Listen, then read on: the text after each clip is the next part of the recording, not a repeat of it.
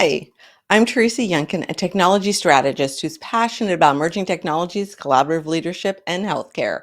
I work with leaders to get laser focused to manage the change that new technology brings to their industry so that they can support their teams to be inspired and to deliver powerful results. All right, we're starting into the last couple of weeks of 2022, and many of us are planning for 2023. So we've rolled out of lockdown and we've started a new normal. And that might be hybrid work conditions for employees, maybe climbing out of financial holes caused by lockdowns and adopting new processes into our businesses to accommodate for this new world.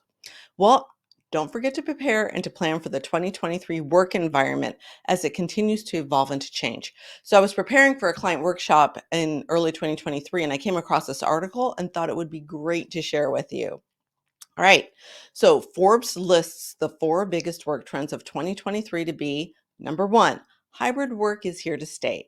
Now, studies show that employee happiness and satisfaction improves when employees have the best of both worlds. They can work from home with less distractions, but they also have opportunities to come into the office to collaborate and to keep their human connections alive with others. I know for me that's super important. All right. Workplace surveillance. This is a hot button issue. And you have to understand, of course, as an employer and as an organization, how to monitor work output and the standards. But you also need to keep in mind that there's going to be a need for personal privacy. So, workplace surveillance goes beyond just tracking employees. Organizations have to be able to address and to mitigate risk when it comes to security concerns when you're expanding access to your internal organizational cyber infrastructures. Really, really important. Um, Next thing, collaborative work tools will meet the metaverse. So we're seeing the spread of platforms like Horizon Workrooms, the Omniverse, and Mesh. Now, these are also going to start to be adopted in greater um, quantities is not the right word, um, in greater instances. And what they're being used is to improve co working and collaborative experiences for your employees and also for your customers. So, as always, if you're interested in learning more about digital assets, the Web3 world, and cryptocurrencies, you can sign up for the Real Smart Crypto newsletter to get the latest vetted crypto and digital asset news that will be delivered to your inbox every week. And finally, number four, flexible hours and 4-day working. All right. The pandemic taught us nothing else that the biggest lesson has been that we are all human. We all have lives outside of our jobs, and we need a way to take care of our work families and our families at home. One of the ways to do this is to allow for 4-day work weeks or flexible working hours.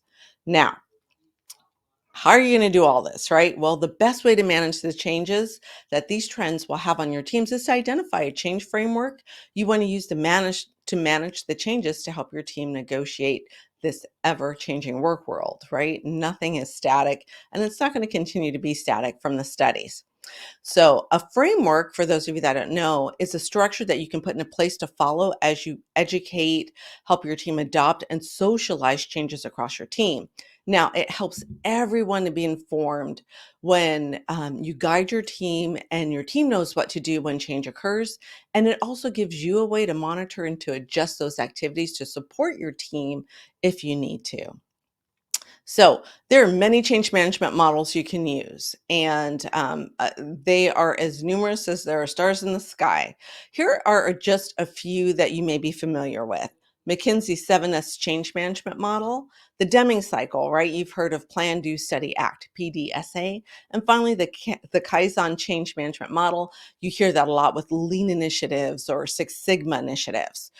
These are great. I've used these all, but there are so many more that may focus on the emotional components or more the efficiency components.